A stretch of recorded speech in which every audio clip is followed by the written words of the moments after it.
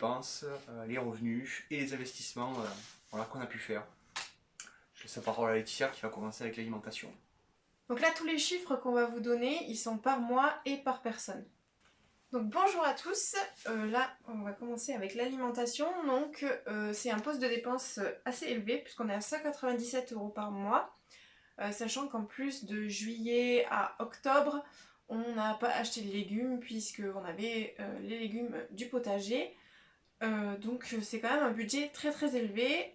En plus on a arrêté d'acheter majoritairement du bio. Enfin avant on achetait que du bio, on ne fournissait jamais ailleurs. Donc là, nos courses, en fait, on fait Lidl et ensuite on va aussi des fois, quand il nous manque des légumes, dans une petite, comment on pourrait appeler ça, une boutique paysanne en fait. Et on va acheter les légumes là-bas, mais bon, c'est vrai que c'est assez loin quand même de là où on habite. Donc c'est pas toujours évident d'y aller. Et ensuite, on fait aussi des grosses courses des produits secs, donc tout ce qui est pâtes et légumineuses, flocons d'avoine, aussi un peu les produits ménagers comme le bicarbonate, tout ça. On achète en fait des grands sachets, ça peut être faire 2, 3, 5. Le maximum que j'ai eu c'était 10 kilos pour des lentilles corail. Donc on achète tout ça en gros, ce qui est plus économique. Et c'est en bio, donc c'est sur Greenwiz, je ne sais plus si je l'ai dit. Voilà. Avant on faisait la fourche, mais voilà, Greenwiz c'est à peu près similaire, mais je crois que ça appartient quand même au groupe Carrefour. Mais la fourche, il y a un abonnement en fait à payer et c'est quand même assez cher. Pour le loyer, on paye 222 € par mois. Donc on vous renvoie à la vidéo qui concerne le budget de la maison. Mais dans l'idée, on a fait 50 000 € d'apport. Non, 45 000 € d'apport. Et 50 000 € de prêt. Et du coup, c'est ce prêt qu'on rembourse à 222 € par mois et par personne et sur 10 ans. Voilà. Ensuite, on a tout ce qui est frais de voiture. Donc on a les frais de voiture courants, donc c'est qu'on prend l'essence et l'autoroute quand on rentre dans nos familles. C'est le seul moment où on paye de l'autoroute. Et maintenant, en plus, on n'en paye plus parce qu'on passe par ailleurs. Bref. Sur 2022, du coup, ça nous coûtait 44 € par mois. Sachant que Romain a travaillé sur Albi, donc ça faisait à peu près 40 km aller-retour de janvier à mai. Voilà. Et puis après maintenant, tu en parleras après sur tes revenus, ta situation, mais sachant que on a plus ces déplacements à faire. Moi je suis en télétravail, donc j'ai pas besoin de me déplacer pour travailler. Et on a une seule voiture pour tous les deux. Et on doit se déplacer 1 à 2 fois sur Albi par semaine. Mais c'est vrai qu'on essaye quand même de minimiser ces transports, quoi.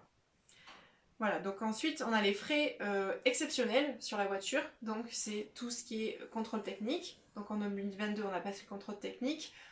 On y allait comme deux idiots sans du tout préparer. Donc ce qui fait que on a dû passer une contre-visite qui était payante, donc ça rajoute des frais.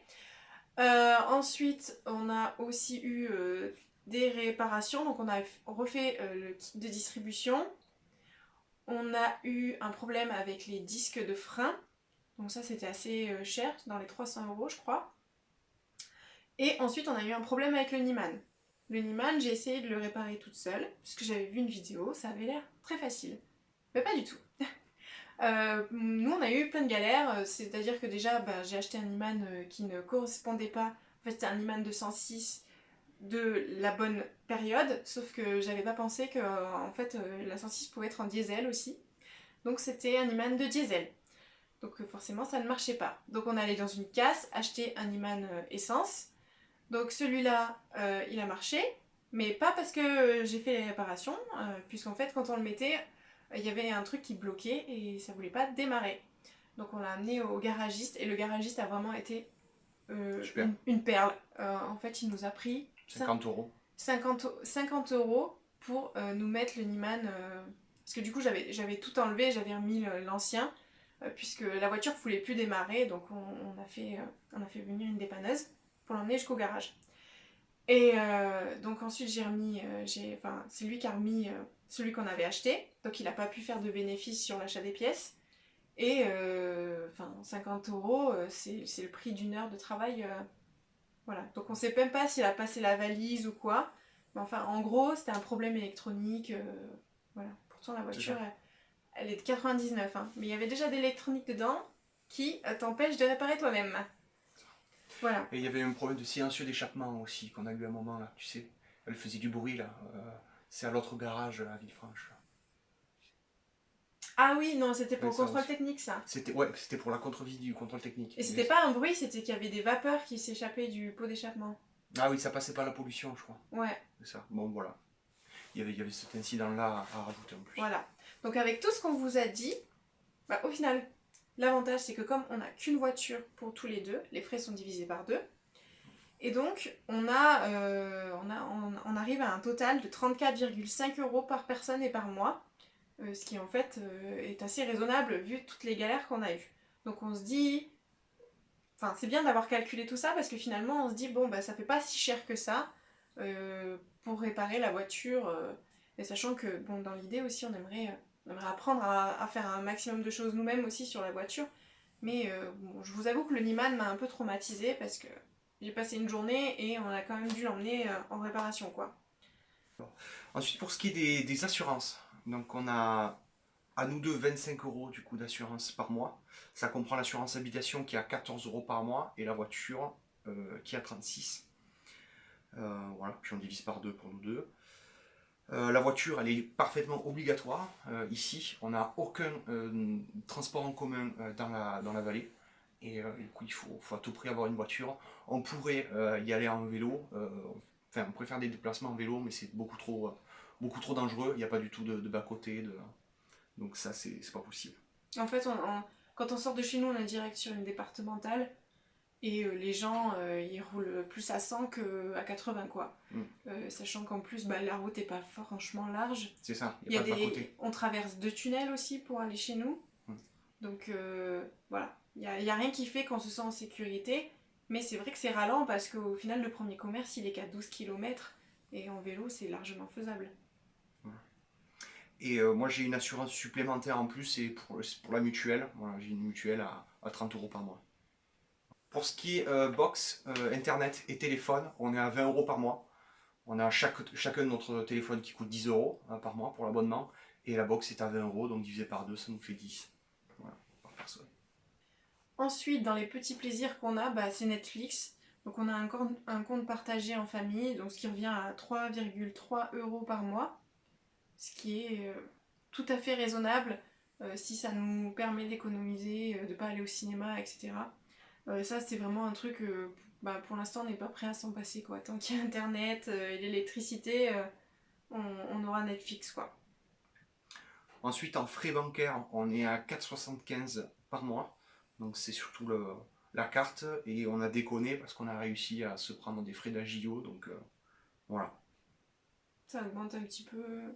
Ça augmente le budget du coup. Voilà. Ensuite, on est sur un gros poste de dépenses, c'est les achats divers. Donc ça comprend tout ce qui est petit plaisir de la vie. Je sais pas, qu'est-ce qu'on pourrait s'acheter. Mais on a fait une clôture à la maison. C'est pas des plaisirs de la vie, ça. Non, c'est pas le plaisir de la vie. Non, mais dans achat d'hiver, il y a au final la plus grosse partie, c'est de l'investissement pour la maison. Oui, aussi. Mais Ouais. ça compte. Enfin, il y a aussi les achats qu'on pourrait faire. Je sais pas, moi j'ai dû acheter 2-3 pelotes de laine dans l'année. Un peu de tissu, mais c'était surtout pour les cadeaux, donc c'est pas dans le budget. Bon, en fait, il n'y a pas d'achat à plaisir dans ce budget. Je pense pas. Bah, dans ce budget, en fait, c'est tous les investissements qu'on a fait pour la maison. Donc, pour vous donner un ordre d'idée, l'année dernière, déjà en janvier, on a dû acheter un chargeur Makita avec les batteries. Et je pense qu'on est arrivé au mauvais moment parce qu'après, je l'ai vu plus cher. Mais à ce moment-là, on ne trouvait pas en dessous. Donc, on a dû payer 250 € pour le chargeur double et 2 batteries supplémentaires, mais c'était les grosses pour la tronçonneuse. Donc déjà, rien qu'au mois de janvier, on est plus haut que la moyenne. Et ensuite, on a fait une clôture, on a fait tous les travaux pour la cuisinière. Les cuves à eau. On ne les a pas achetés là. Si, mais non, mais les petites bleues là déjà. Ah oui, Il y en a pour 100 boules au moins déjà. c'est pas des cuves à eau, c'est des bidons. Ouais, les bidons de 200 litres. C'est des bidons. Vous savez, c'est Jerrycan. les bidons bleus alimentaires, quoi. Donc, ouais, c'est vrai, on a acheté ça. On a acheté combien? Je crois qu'il doit y en avoir 5, donc je crois que c'était à 20 euros, donc il y en a déjà pour 100 euros de cuve. Mm. Ça va vite, hein. Ouais, après, Bon, c'est assez dur de se rappeler tout ce qu'on a fait, mais il y a eu beaucoup d'outils aussi, hein. oui, On a acheté beaucoup des outils, d'outillage, ouais, c'est ça. Ouais, bon, en gros, c'est voilà, des achats qui nous permettent d'économiser sur les travaux, et quand je vois ça, je me dis, bah, même en ayant acheté ces outils-là, déjà en année 1, on est rentable sur les travaux, tous les travaux qu'on a fait, quoi. Donc voilà, ça c'est un gros poste de dépense, mais on voit pas trop comment le réduire. C'est totalement nécessaire, quoi. Alors pour les cadeaux, Laetitia, comme elle fait beaucoup du fémin, elle s'en sort pour 32 euros par mois. Voilà, et moi du coup je fais pas du fémin, j'achète tout. Et du coup on est plutôt à 87 euros par mois. Ouais, mais j'essaie de réduire ce budget un peu chaque année, s'il est, il est un peu trop important, je trouve, à mon goût, et voilà. Et moi du coup, bah, je vous avais fait une vidéo où je fais du fait main, mais vous voyez quand même que rien qu'avec le matériel et les cadeaux que j'ai pas fait main, puisque des gens m'ont demandé des trucs en particulier, bah, ça fait quand même plus de 30 euros par mois. Donc à l'année, ça fait un beau budget. Mais ce qui est quand même, on en discutait l'autre jour, gênant, c'est que enfin, les gens qui nous offrent des cadeaux, eux, ont des budgets plus importants. Ouais, donc c'est difficile de réduire aussi, quoi. Voilà. Enfin, faudrait que tout le monde réduise, quoi. En fait, on se fait peu de cadeaux à nous-mêmes. Du coup, ça nous paraît bizarre de nous s'offrir relativement peu de choses, enfin, vraiment de plaisir, on va dire, entre outils, maison, tout ça. Et voilà, ça te fait bizarre de rien s'offrir, et par contre de lâcher un SMIC pour les autres, quoi. Même pour notre famille qu'on adore, mais voilà, quoi. Moi, je le vois pas comme ça, La mais... rupture qu'il y a entre ces deux trucs, c'est quand même un peu étonnant. Moi, je le vois pas comme ça me Ok, dérange ouais. pas de ne pas m'offrir des trucs. Ce qui me gêne, c'est que eux m'offrent plus que... Enfin, une valeur monétaire plus importante Mm. que moi, quoi. Parce que je trouve que c'est, du coup, pas équilibré. Et vraiment, moi, je trouve qu'ils en font trop dans ma famille, par exemple, tu vois. Ouais. Et ta famille, cette année aussi, ils ont Ils se abusé. sont énervés là. Ouais, ouais. Ouais. Ensuite, pour ce qui est des restos, on a un budget de 20 euros par mois. On fait très peu de restos finalement en couple, c'est surtout des restos avec les amis, avec la famille, quand c'est l'occasion, quand on va les voir ou quand eux viennent nous voir. Et voilà, donc là c'est difficile de faire moins du coup. Mm. Puis après, Plus ça nous convient. oui, voilà, c'est raisonnable quand même. Ouais. Et puis ça fait c'est des bons moments passés avec nos amis, notre famille. Ouais, bien sûr. Nous, ça nous intéresse pas des masses en couple parce que On est bien à la maison. On est bien à la maison, j'aime bien cuisiner, donc voilà, c'est pas qu'on vit morose en mangeant des soupes, hein. C'est que le week-end, je prévois toujours de faire des trucs un peu sympas qu'on mange pas la semaine, quoi. Ensuite, il y a le budget sortie. Donc là, c'est le budget le plus drôle de l'histoire. la série. On est à 3 euros par mois de sortie. Voilà, ça comprend. On s'est fait un cinéma. Mais pas de cinéma, c'était sortie du bar et bowling. Voilà, donc ça fait très peu. Mais ça nous convient parce que c'est pas quelque chose qui nous manque dans le quotidien, quoi. Encore une fois, c'est des sorties qu'on fait avec de la famille ou des amis. Donc c'est difficilement évitable. De toute façon, on passe un bon moment et bon voilà. Du coup, ça fait pas tant et on n'est pas beaucoup non plus, quoi. Ensuite, donc il y a une partie don. Donc c'est que je soutiens, enfin je parraine un enfant en Bolivie. Donc ça fait 30 euros par mois. Et ensuite, il y a eu des dons ponctuels que j'ai fait à certaines personnes. Donc en tout, on est à 33,33 euros par mois. Ensuite, on a le budget Freya, qui est juste ici, qui dort. Peut-être que vous l'entendez ronfler. Donc on a calculé ça, c'est à peu près 50 euros par mois. Bien sûr, après c'est la première année qu'on l'a, donc on a dedans les frais d'adoption, 138 euros en refuge. Mais c'est bon, sachant elle était pucée, vaccinée et qu'on l'a emmenée se faire stériliser parce qu'on l'a eu, elle était trop petite et c'était pris en compte aussi par le refuge. Donc au final, c'est plus une économie que des frais, quoi. Ouais.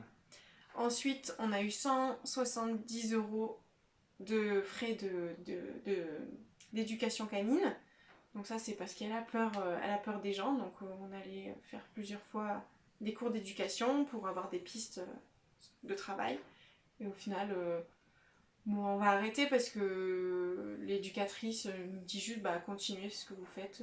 Et en plus, quand on y va, Freya, c'est un bon jour pour elle. Elle aime les gens, il n'y a pas de souci. Ouais.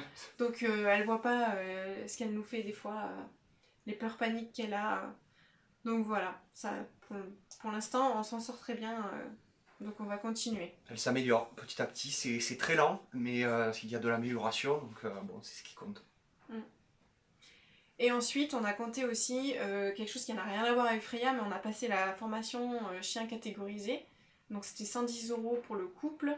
Et ça, on l'a fait parce qu'au début, on voulait adopter un Rottweiler qu'on avait vu en refuge, mais finalement, bah, le temps que nous, on fasse toutes les démarches de savoir quand est-ce qu'on pouvait passer cette journée de formation, bah, le Rottweiler, il avait trouvé une famille, et tant mieux pour lui. Sure. Mais du coup, nous, on a maintenu la formation. Parce que bah, déjà il y a une petite formation théorique, ça nous apprend un peu comment les chiens fonctionnent, la réglementation aussi de tout propriétaire de chien, donc c'était intéressant même si c'était un peu lourd, voilà. Et ensuite on a eu c'était une formation, enfin comment dire, on est allé sur place en fait avec notre chienne qui est même pas catégorisée, mais du coup bah, l'éducatrice a quand même pu déjà nous donner des pistes pour aider Freya sur la peur des humains. Il y avait d'autres chiens, donc elle a pu interagir un petit peu aussi. On a travaillé un peu d'obéissance, c'était presque un cours aussi. Normal quoi, il y a juste eu l'aspect muselière, mais on l'a pas fait à Freya parce que déjà elle a peur des humains et elle en a pas besoin puisque c'est pas obligatoire pour elle, donc voilà. Mais c'était sympa à faire, Ouais. voilà. On a rencontré d'autres gens aussi qui avaient un petit staff trop mignon, et voilà. Ensuite, pour ce qui est taxe foncière, on en a pour 400 € par an. Donc, du coup, à nous deux, ça fait du 16 € par mois par personne. Alors aussi, un gros investissement cette année. Du coup, on a acheté une cuisinière à bois parce qu'on se gelait en hiver. Avant d'avoir cette cuisinière, on a un insert qui chauffe pas. Et on a un poêle à granulés, mais avec l'augmentation du prix du granulé, et puis il y a toujours quelque chose qui merde avec cet appareil, où les granulés sont trop humides, où il n'y a plus de piles dans la télécommande, ça nous a gonflé. On a 3000 mètres carrés de bois sur le terrain, donc ça nous embêtait de devoir acheter du granulé alors qu'on a du bois à foison. Donc on a acheté cette cuisinière. Donc on a fait une vidéo à ce sujet aussi, où elle nous a coûté au total, achat, pose, 5500 €. Mais dans ces 5500 €, il y a 2500 € de ma prime rénov'. Et on a fait du coup 1500 € d'apport. En 2022. En 2022. Et là, on a dû finir de payer donc encore 1500 €. Et là, du coup, on va l'étaler, on va le budgétiser sur toute l'année 2023. Voilà, pour amortir ça, quoi. Et du coup, en 2022, ça a fait 64,5 € Ouais, par mois et par personne. Voilà. Du coup, bah, maintenant, on est au total. Donc, pour ma part, c'est 974,51 € par mois de dépenses. Du coup, cette année, en 2022, j'avais 1200 € jusqu'en juillet. Et ensuite, j'ai un contrat de 15 heures dans la communication, donc je suis à presque 600 €. Et j'avais un complément Pôle emploi jusqu'en décembre, mais maintenant c'est fini. En frais cette année, du coup, ça m'a coûté 1058 € par mois pour toutes les dépenses. Et du coup, voilà, de janvier à mai, j'ai gagné un SMIC, en étant ouvrier dans une pépinière. Et depuis, sinon, je suis au chômage, donc j'ai 900 € par mois. Et ensuite, quand on a acheté la maison, on avait préparé une grosse épargne de précaution au cas où au cas où on ait des ennuis. Donc moi, j'avais gardé 15 000 € de côté. Et j'ai pris 10 000 de ces 15 000 € pour les investir en bourse, pour les faire mieux fructifier. Donc cette année, la bourse n'a pas très bien marché, il faut continuer sur le long terme. Là, je suis à 2% de rendement si je vends. Voilà, ce qui fait que c'est un peu moins intéressant que le livret A aujourd'hui. Voilà, mais voilà, l'idée c'est que c'était l'année qui n'était pas propice. On verra ce que ça va donner. Je vais essayer de continuer. Je voudrais continuer à mettre 400 € par mois si j'y arrive. Et voilà, il faut que je retrouve vite un boulot et que je cravache. Un boulot bien payé du coup. Un boulot bien payé, ouais. Donc Pour 2023, on a quelques comment dire, améliorations à faire. Donc déjà en ce qui concerne l'alimentation, on voudrait passer à 100 euros chacun, ce qui ferait 200 euros par mois pour le foyer, donc ce serait assez correct, ce serait même encore un peu haut. Mais l'idée en fait c'est que là on mange un maximum des conserves qu'on a faites au potager cet été et en fait, l'année dernière, si le budget était aussi important, c'est que moi j'aime bien avoir mes placards qui sont remplis de nourriture. Donc avoir un stock en fait un peu important. Donc cette année, ce stock il est réalisé. Là, je peux plus mettre de bouffe supplémentaire. Et donc on va rouler sur ce stock et on va le réapprovisionner au fur et à mesure, mais ça fera pas comme l'année dernière où vraiment on a acheté. Pour créer ce stock. Pour le créer, voilà. Donc là, je pense qu'on va facilement, entre guillemets, arriver à réduire notre budget alimentation, sachant que là, cette semaine, là, ça fait 2 semaines qu'on n'a pas fait de courses réelles. Enfin, ouais, des courses d'appoint, voilà. des œufs, des bananes. Oui, toi, t'achètes les bananes pour le matin. Les œufs, on l'achète à nos voisins qui sont fermiers, donc c'est quand même un prix assez avantageux. Et c'est à peu près tout ce qu'on a fait comme course ces 2 dernières semaines. Ensuite, on voudrait aussi réduire les visites dans la famille, parce que l'année dernière, on y allait au moins une fois par mois, jusqu'en août, et même en juillet ou juin, on y allait 2 fois. Donc ça fait beaucoup. Pour nous, c'est usant aussi, parce que ça fait 8 heures en aller-retour, qui au début était calé dans un week-end, puisque Romain travaillait. Mais alors, des fois, on rentrait le dimanche, c'était 1h du matin. Et il fallait qu'il se lève à 6h le lendemain. Bon, c'était un peu dur, quoi. Et le week-end, il passe super vite. Donc là, même, comme Romain, son but, c'est quand même de retrouver un travail. On pourra moins facilement descendre. Et le but, c'est de descendre une fois tous les 2 mois, quelque chose comme ça. Et aussi, peut-être ça incitera la famille à peut-être venir nous voir plus souvent. Voilà. Donc, c'est ça qu'on s'est dit sur les visites. Et ensuite, on a, comme disait Romain, la cuisinière. Donc, qui nous coûtera 60 euros par mois cette année. Bien que ça, c'est pour mensualiser, hein, mais les frais ont déjà été réglés. Et là, la cuisinière ne va plus rien nous coûter à vie. Ensuite, pour mes revenus, du coup, je perds le complément Pôle emploi, donc je suis qu'à moins de 600 euros par mois, sachant que vous aviez bien vu, même en faisant des réductions, j'ai quand même presque 400 euros de plus que mes revenus, donc j'aimerais négocier en fait une augmentation de salaire, puisque là je suis au SMIC, ce qui est très rare en fait dans ma branche de communication. Donc voilà, j'aimerais être à plus et je ne sais pas si je vais avoir droit à une prime d'activité, donc ça c'est la surprise, vu qu'en plus maintenant nous sommes pacsés, donc nos revenus en fait ne forment plus qu'un, et là ils jugent que pour l'instant on n'a pas le droit à la prime d'activité. Et ensuite j'aimerais aussi chercher d'autres sources de revenus, donc par exemple avec de la vente sur Vinted avec des choses que j'aurais chinées à Emmaüs ou dans des brocantes. Voilà. Donc moi cette année, je vais essayer de trouver un boulot qui me plaît et qui soit bien rémunéré. Par bien rémunéré, moi j'entends du 1006 par mois, ce qui me permettrait de mettre 1002 sur le compte commun et de pouvoir mettre 400 euros dans les investissements. Voilà, c'est ce que j'aimerais arriver à faire. Et donc voilà, l'idée, ça serait de... On a un compte commun sur lequel actuellement on verse 50-50, on a 50% chacun des montants qui sont dessus. Et comme Laetitia est à mi-temps et apporte beaucoup à la maison par rapport au jardinage, aux conserves, tout ça, l'idée c'est que je contribue plus aux dépenses du ménage puisque je passe plus de temps à l'extérieur et que je suis moins investi dans la maison. Donc l'idée c'est de passer 2 tiers de dépenses pour moi et elle mettrait 1 tiers sur le compte commun. Voilà l'idée. L'idée c'est que chacun puisse avoir un petit peu d'argent en reste, qu'il dépense comme il le souhaite. Voilà, moi c'est les investissements en bourse par exemple, ça m'intéresse pas du tout. Je préfère avoir juste des sous de côté de manière normale. Pour l'instant, j'ai même pas un LEP rempli. Voilà, donc c'est sûr que si on mange à 50-50, moi je pourrais jamais mettre d'argent de côté.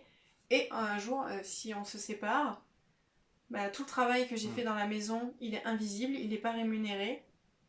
Et j'aurai plus rien de côté pour moi, quoi. Donc voilà, c'est aussi une façon de rendre visible le travail gratuit que je fais. Voilà. Sachant que c'est les conserves, c'est les travaux, voilà, c'est tout l'entretien de la maison, que ce soit dans les tâches dites féminines ou tâches dites masculines, quoi. Donc voilà. Ensuite, ouais, on a, par rapport aux sous qui sont sur le compte commun, on a un problème. Alors, moi, c'est que je veux surtout pas qu'on ait d'AJO. Et le problème, c'est que si on a des sous sur le compte, Laetitia est tentée de l'utiliser pour acheter des choses pour la maison ou pour essayer d'améliorer un peu la vie. Sauf que le problème, c'est qu'il faut qu'on garde un minimum de revenus dessus pour absorber des prélèvements imprévus ou juste il faudra avoir un mois de sécurité dessus. Et donc là, l'idée, c'est qu'on va essayer avec la carte du compte commun uniquement de payer les choses qui sont essentielles. Et pour le bonus, l'investissement dans la maison, tout ça, l'idée, ça va être de retirer entre 100 et 200 euros par mois. Et pour ces achats-là, uniquement les payer en espèces. Voilà. Pour éviter de trop tirer sur le compte commun dès qu'on y voit des sous, alors que ces sous-là, c'est de la sécurité, quoi. Voilà. Ouais. L'idée, c'est de faire une cagnotte en argent liquide et comment dire, ce sera plus visible et on pourra se dire ah oui mais là on veut acheter ça, mais il faut qu'on ait cet argent-là dans la cagnotte, donc il va falloir attendre plusieurs mois et pas de se dire bah c'est pas grave, ça sera le mois prochain on fera moins de dépenses parce que généralement le mois d'après il y a quand même un autre truc. Donc voilà, là c'est plutôt de réfléchir à avoir cet argent-là avant de faire la dépense et du coup mieux gérer ses frais imprévus, quoi. Du coup voilà, c'est tout pour cette vidéo, j'espère qu'elle vous aura intéressé, qu'elle vous aura peut-être donné des idées de comment gérer votre budget. Voilà, si vous avez des conseils aussi à nous donner, on est preneurs.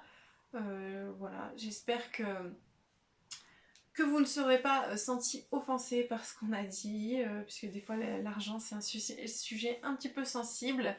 Et voilà, c'est notre façon de faire, on le partage comme un témoignage et pas du tout comme une leçon de comment vous devez, gérer votre argent. Bonne journée, à la prochaine. Au revoir.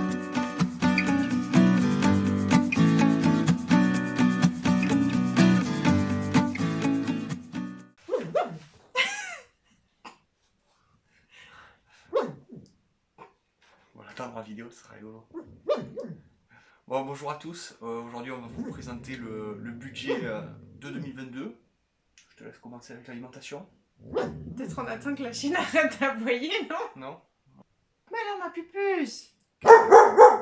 Qu'est-ce qu'il y a mon cœur? Oh, on m'a dit bonjour, alors ça va pas. Vous dites bonjour, il n'y a pas d'humain! Vous êtes bizarre! Bah ouais! Mais ouais mon amour. Alors regarde, là c'est bien là. Ouais, on voit bien son cul.